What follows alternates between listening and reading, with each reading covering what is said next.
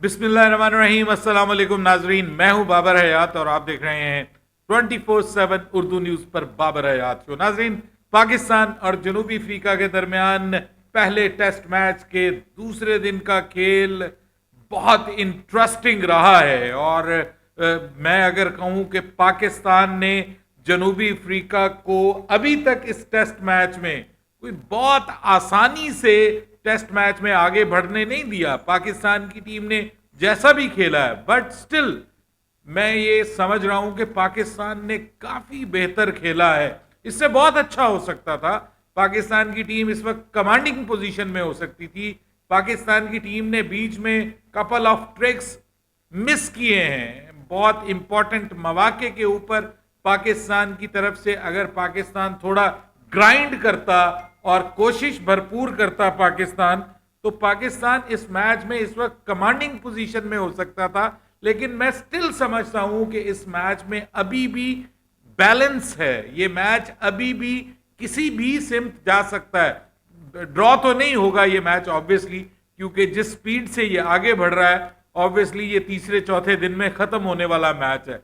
लेकिन प्रॉब्लम ये है कि पाकिस्तान इस मैच में आगे बढ़ सकता था। पाकिस्तान इस मैच में बेहतर कंडीशंस में हो सकता था। पाकिस्तान ने गलती क्या की है, पाकिस्तान के बॉलर्स ने कौन सा ट्रिक मिस किया है, और नसीम शाह खास तौर पे पाकिस्तान के लिए उतने इफेक्टिव साबित क्यों नहीं हो पाए। हालांकि उन्होंने आज कमबैक किया है अपनी बॉलिंग के जरिए। उन्होंने 3 बहुत इंपॉर्टेंट विकेट्स भी लिए हैं, पाकिस्तान को कमबैक भी करवाया। लेकिन वो जो 3 विकेट्स उन्होंने लिए हैं वो उनकी बाकी बॉलिंग से उनकी वो डिलीवरीज डिफरेंट क्यों थी, ये मैं आपको कुछ बात बताने जा रहा हूं, कुछ फैक्ट्स बताने जा रहा हूं। और फिर पाकिस्तान ने ब्लंडर किया है इस मैच में। पाकिस्तान अपनी गिरफ्त मजबूत कर सकता था, निपटा सकता था जनूबी अफ्रीका की टीम को, पाकिस्तान ने नहीं निपटाया। लेकिन तीसरे दिन पाकिस्तान का सबसे बड़ा सवाल यह होगा कि क्या बाबर आजम खास तौर पे पाकिस्तान का बड़ा नाम, बड़ी पहचान, बड़ा पाकिस्तान का खिलाड़ी टेस्ट क्रिकेट में, क्या पाकिस्तान को इस मैच में आगे लेकर के जा पाएगा, क्या पाकिस्तान को इस मैच में वापस ला पाएगा बाबर आजम, ये सबसे बड़ा सवाल। साथ उनके सऊद शकील, और उनसे कुछ मुझे स्पेशल उम्मीद है जिसके ऊपर मैं आज के इस प्रोग्राम में बात करूंगा। मुकम्मल तफसील से अपना एनालिसिस आपको दूंगा, और अगर मेरा एनालिसिस आपको ठीक लगे तो मुझे जरूर बताइएगा कमेंट्स में कि क्या मेरी राय से आप एग्री करते हैं या नहीं करते, जरूर बताइएगा। लेकिन आगे बढ़ने से पहले आपसे गुजारिश कि अगर आप हमारे नए व्यूअर हैं तो प्लीज हमारे इस चैनल को जल्दी से कर लीजिएगा सब्सक्राइब, और बेल आइकन को पुश करना मत भूलिएगा। मुझे फॉलो कीजिए इंस्टाग्राम पे @बाबर हयात शो, और हमारे पेज को फेसबुक पे लाइक कर लीजिएगा। मेरी ये वीडियो लेट आई है, माजरत खा हूँ। उसकी वजह ये कि मैं आज ट्रैवल कर रहा था और मुझे कहीं जाना था, और वहाँ से मैं पहुँचते पहुँचते काफ़ी लेट हो गया। बहुत ज़्यादा फॉग थी यहाँ पे और रास्ते में, जिसकी वजह से मैं वापस नहीं पहुँच पाया। उसके लिए मैं माजरत खा हूँ। लेकिन मैं मैच देखता रहा हूँ और बीच बीच में कहीं कहीं मिस भी हुआ है, लेकिन मैं मैच ओवरऑल मैच के साथ इन टच भी रहा, देखता भी रहा। और बीच बीच में कहीं कहीं मुझे ऐसा लगा कि पाकिस्तान के हाथ से ये मैच जा रहा है, खास तौर पे जब एडन मार्करम और रबादा की जो आपस में पार्टनरशिप लगी, तो वहां पे मुझे ऐसा लग रहा था कि भाई ये मैच जो है ना वो पाकिस्तान के हाथ से निकल जाएगा। ऐसा लग रहा था, खौफ पैदा हो रहा था कि कहीं बहुत बड़ी जो है वो पार्टनरशिप ना लग जाए और ये मैच पाकिस्तान के इख्तियार से बाहर ना निकल जाए। लेकिन फिर पाकिस्तान ने कम बैक किया, और कम बैक करके समझ लीजिए कि अब अगर आप 180s में जाके अगर आप 5वीं विकेट लेते हैं और उसके बाद फिर 213 पे आप उनके 8 खिलाड़ी आउट कर देते हैं, तो यार मुझे यहाँ पे अफसोस ये हुआ है कि 213 पे 8 खिलाड़ी हैं तो 301 नहीं बनना चाहिए। ठीक है, आपने बॉश को बहुत मौका दिया है और उसने खैर इनिंग्स भी बहुत अच्छी खेली है।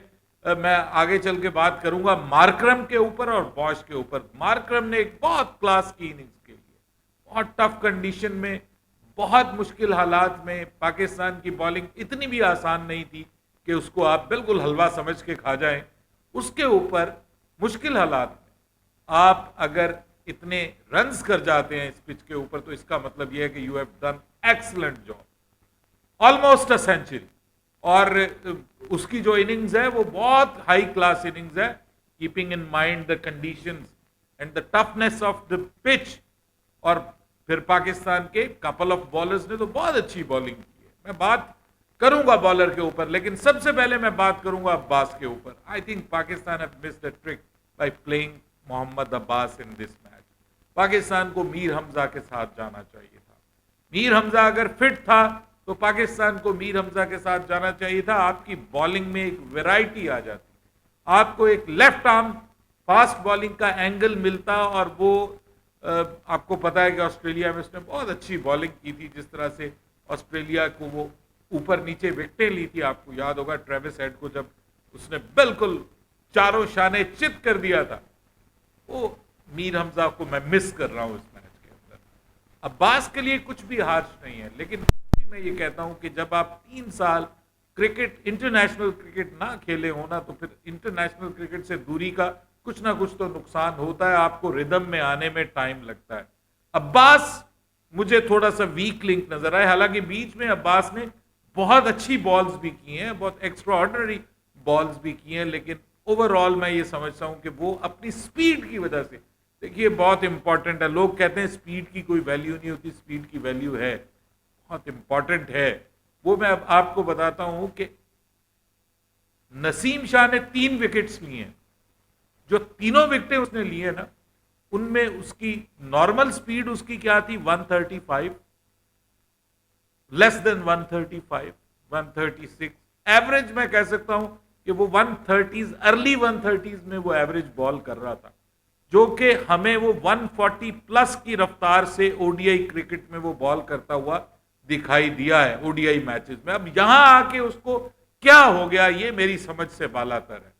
उसने अपनी जो उसकी कैपेसिटी है ना, बिलो द कैपेसिटी उसने बॉल की है।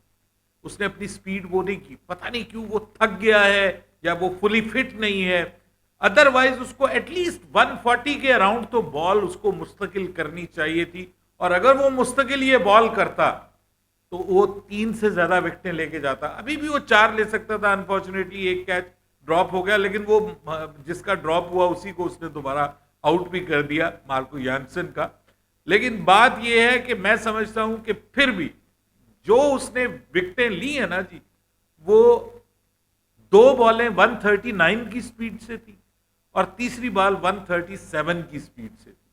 इसका मतलब अपर 130s में जो बॉलें की हैं उसने, उसके ऊपर उनको विकेटें मिली हैं। खुर्रम शहजाद ने जो बॉलें अपर 130s में की हैं उस पर उसको विकेटें मिली हैं। आमिर जमाल ने जान लड़ाई है, देखिए जो भी है वो भाई फाइटर है, वो अपनी पूरी कोशिश करता है, उसने भी पूरी कोशिश की, लेकिन पाकिस्तान ने एक ट्रिक मिस किया, जो कि मैं समझता हूं बॉश ने बहुत अच्छी बल्लेबाजी की है। वो एक बड़ा एक्सीलेंट नजर आया है ऑलराउंडर के तौर पे, बल्लेबाजी में भी जबरदस्त रन बनाए हैं, उसके बाद उसने बॉलिंग में भी 4 विकेटें, डेब्यू मैच है उसके ऊपर वो इतना जबरदस्त परफॉर्म कर रहा है कि मैं समझता हूं कि अगर आज उसकी इनिंग्स ना होती तो जनूबी अफ्रीका इस वक्त अच्छे खासे प्रेशर में होता। भले पाकिस्तान की 3 विकेटें गिर चुकी हैं, अगर 220 पे ऑल आउट हो चुकी होती उनकी टीम, तो इस वक्त अगर इन कंडीशंस में आप अगर 75 रन आपकी लीड होती और आपकी जो है वो 3 विकेटें गिरी भी भले होती,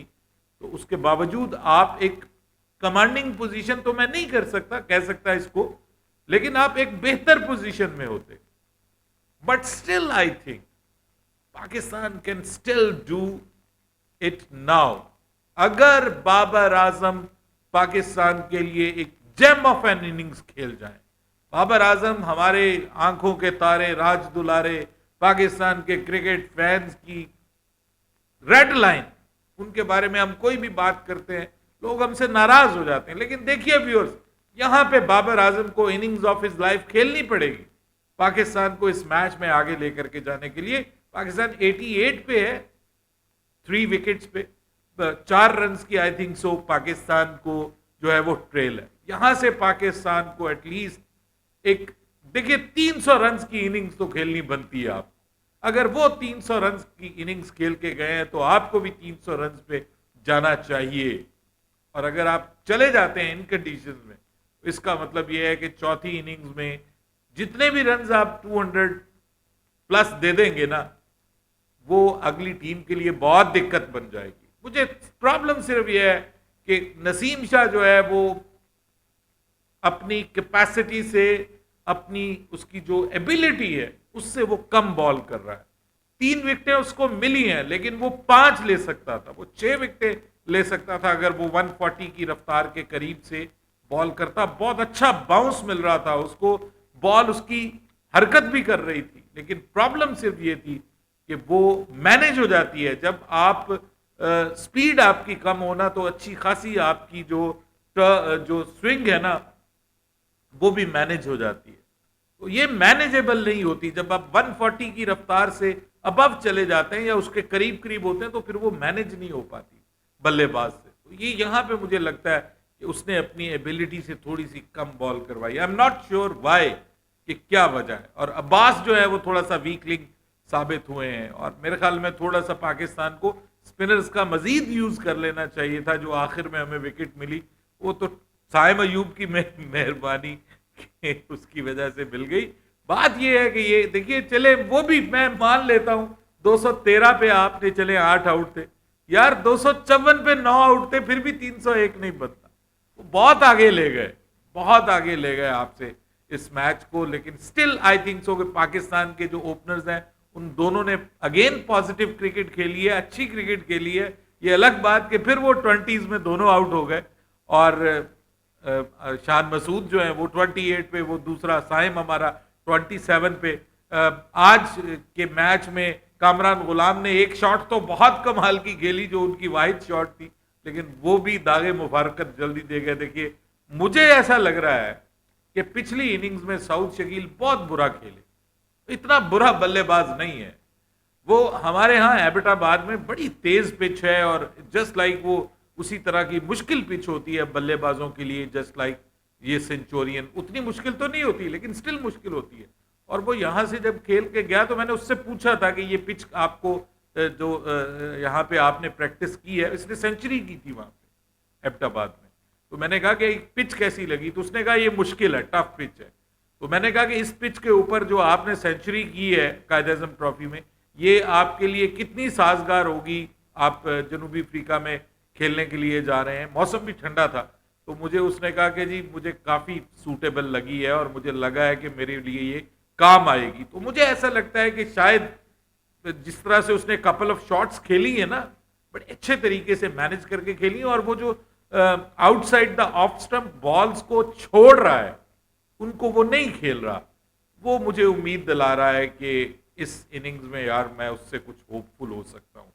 बाबर आजम स्ट्रगल कर रहे हैं, लेकिन बाबर आजम को 1-2 अच्छी शॉट्स अगर वो लगाने में कामयाब हो जाता है और उसके कदम ठीक चलना शुरू हो जाते हैं, हैंड एंड आई कॉम्बिनेशन उसका ठीक बनना शुरू हो जाता है, मेरे ख्याल में बाबर आजम भी कुछ कर सकता है। देखिए, इन दोनों को एक बड़ी पार्टनरशिप लगानी है। बड़ी पार्टनरशिप यहाँ पे बहुत बड़ी नहीं होती, यहाँ पे 150 की पार्टनरशिप भी इस कंडीशन में बहुत बड़ी पार्टनरशिप होती है, बल्कि ओवर 100 कुछ भी जो है वो बड़ी पार्टनरशिप होती है। अगले बल्लेबाजों को देखिए, 50-50, 60-60 की भी पार्टनरशिप आप लगाए ना तो आप 200 तक रन्स को ले जाते हैं, अपने जो अपनी लीड है उसको 200 तक ले जाते हैं। ये आपने करना है, पाकिस्तान को ये करना है। अभी तक पाकिस्तान ने इस मैच में जनूबी अफ्रीका को इतना आसानी से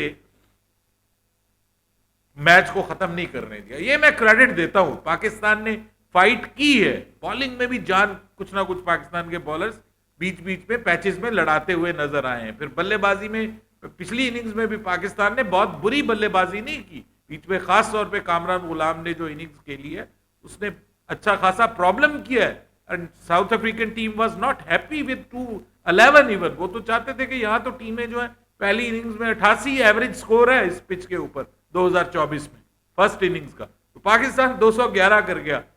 कंडीशंस के हिसाब से वो भी बुरा नहीं है, लेकिन पाकिस्तान 255 300 भी कर सकता था। ये मैंने कल कहा था कि ये 300 की पिच है, तो अगर वो 300 कर गए हैं दूसरी इनिंग्स में, तो हमें भी करना चाहिए था, 250 तो कर ही जाना चाहिए था। नहीं किया, उनको हमें 250 तक आउट कर देना चाहिए था, वो भी नहीं हमसे हो सका। तो इसका मतलब यह है कि अब हमारे बल्लेबाजों को कुछ एक्स्ट्रा ऑर्डिनरी करना है, चौथी इनिंग्स तक मैच को लेकर के जाना है। और तीसरे दिन बारिश भी है। अब वो बारिश होती है नहीं होती ये कोई पता नहीं, क्योंकि पहले दिन भी तो बारिश नहीं थी, दूसरे दिन आज के दिन भी बारिश के बहुत ज्यादा इम्कान थे, नहीं हुई। अब कब होगी? लेट नाइट होगी, कल भी लेट नाइट बारिश के चांसेस हैं, लेकिन इस मैच में होती है या नहीं होती इसका अंदाजा नहीं है। बाबर आजम को अपनी जिंदगी की बेहतरीन इनिंग्स खेलने की जरूरत है। सऊद शकील अगर यहाँ पे एक अच्छी इनिंग्स खेलते हैं और पाकिस्तान को एक फाइटिंग चांस देते हैं, ये दोनों मिलके, पीछे रिजवान मौजूद हैं, सलमान अली आगा मौजूद हैं, उसके बाद आपके जो है वो आमिर जमाल मौजूद है, ये सब मिलके यार 200 प्लस कर जाओ, मैच बन जाएगा, मजा आ जाएगा। अपनी राय दीजिएगा कमेंट सेक्शन में। अगर आप मेरी इस एनालिसिस से मुत्तफिक हैं तो जरूर बताइएगा। बाबर हयात को इजाजत दीजिएगा। अल्लाह हाफिज।